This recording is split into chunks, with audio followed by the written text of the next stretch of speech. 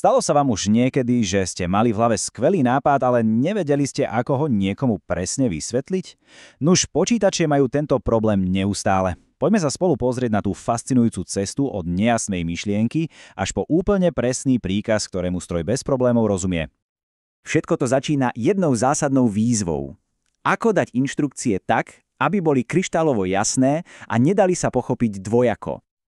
A presne na to tu máme niečo, čomu hovoríme algoritmus. Znie to možno zložito, ale v skutočnosti je to len taký odbornejší názov pre podrobný recept, ako krok za krokom vyriešiť nejaký problém. Fajn, poďme na to. Prvá časť. Viete, každý algoritmus, či už je super zložitý alebo úplne jednoduchý, sa rodí na tom istom mieste, v ľudskej mysli. Takže začneme presne tam, pri tej počiatočnej iskre. Dobre, a teraz druhá časť, zápis pre ľudí. Logicky, keď chceme niečo niekomu vysvetliť, tak to urobíme tým najprirodzenejším spôsobom. Použijeme jazyk, ktorým bežne hovoríme. Veď si len predstavte, recept od babičky alebo ten návod na poskladanie novej skrine. Všetky tieto každodenné pokyny sú v podstate algoritmy. Používame ich stále, ani si to neuvedomujeme.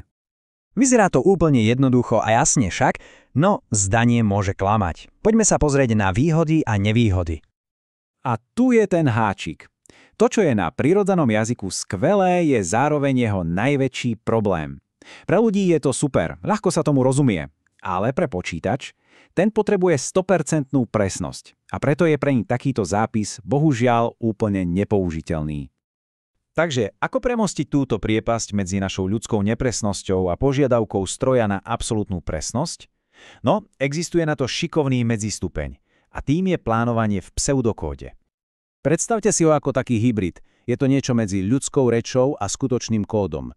Používa síce kľúčové slova ako ak alebo opakuj, ale, a to je dôležité, nerieši všetky tie prísne, puntičkárske pravidlá, ktoré má ozajstný programovací jazyk. A všimnite si ten rozdiel. Náš jednoduchý nápad sčítať dve čísla tu zrazu dostáva oveľa jasnejšiu štruktúru. Presne vieme, čo ide dnu, teda vstup, čo má výjsť von, výstup, a aké sú presné kroky medzi tým. Všetky nejasnosti sú preč.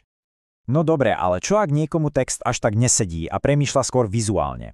Žiaden problém. Na to je tu ďalší super nástroj a to je vizuálny plán, alebo teda vývojové diagramy. Toto sú v podstate také stavebné kocky. Každý tvar znamená niečo iné a je to medzinárodný štandard. Takže ktokoľvek, kto pozná tieto symboly, vie presne prečítať, čo sa v diagrame deje. Je to ako noty pre hudobníkov. Tak poďme si to ukázať na našom príklade. Každý vývojový diagram musí mať jasný začiatok. Na to slúži táto elipsa s nápisom štart. Odtiaľto sa všetko odvíja. Šípka nás potom vedie ďalej, vidíme rovnobežník. Tento tvar znamená vstup alebo výstup. Takže tu program čaká, kým dostane prvý vstup, teda číslo A. A ako vidíme, tok logicky pokračuje k ďalšiemu rovnobežníku. Program potrebuje aj druhé číslo, číslo B. Krása tohto znázornenia je v tom, že okamžite vidíme presnú postupnosť krokov. Keď už máme oba vstupy, dostávame sa k jadru veci. Šípka nás vedie k obdĺžníku. A ten sa používa vždy na nejaký proces, na výpočet. Presne tu sa teda udeje tá mágia. Výsledok sa rovná A plus B. A čo s výsledkom? Ten treba samozrejme ukázať. Takže ideme k poslednému rovnobežníku, ktorý má za úlohu vypísať výsledok. A keď je všetko hotové, celý proces sa pekne a jasne uzavrie elipsou koniec. Perfektne prehľadné však? Super, máme plán, či už v texte alebo ako obrazok. Teraz prichádza tá finálna fáza. Preklad do reči, ktorej bude rozumieť aj samotný stroj. Vítajte vo svete programovania. Program to už nie je žiadna príprava. Je to algoritmus napísaný podľa extrémne prísnych pravidiel konkrétneho programovacieho jazyka. Toto je to jediné, čo počítač dokáže reálne pochopiť a spustiť. A pozrime sa, ako vyzerá náš starý známy algoritmus na sčítanie dvoch čísel, keď ho preložíme napríklad do jazyka Python. Vidíte tie príkazy? Každý má svoj presný význam a syntax. Toto už je reálny funkčný kód. Dobre, poďme si to celé zrekapitulovať. Ako všetky tieto kúsky skladačky zapadajú do seba, pretože každý z týchto nástrojov má svoje presné miesto. Celý ten proces vyzerá asi takto. Začíname nápadom, ktorý si len tak pre seba načrtneme v bežnej reči. Potom príde na rad plán, kde si ujasníme logiku. No a nakoniec to celé preklopíme do reálneho kódu.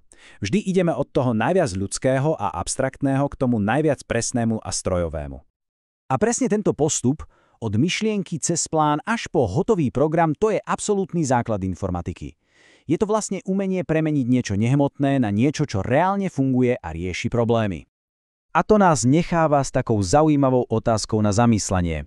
Ktoré procesy v našom bežnom živote sú vlastne len algoritmy, ktoré čakajú na to, aby ich niekto zapísal? Lebo keď sa človek začne pozerať pozornejšie, zistí, že sú naozaj všade okolo nás.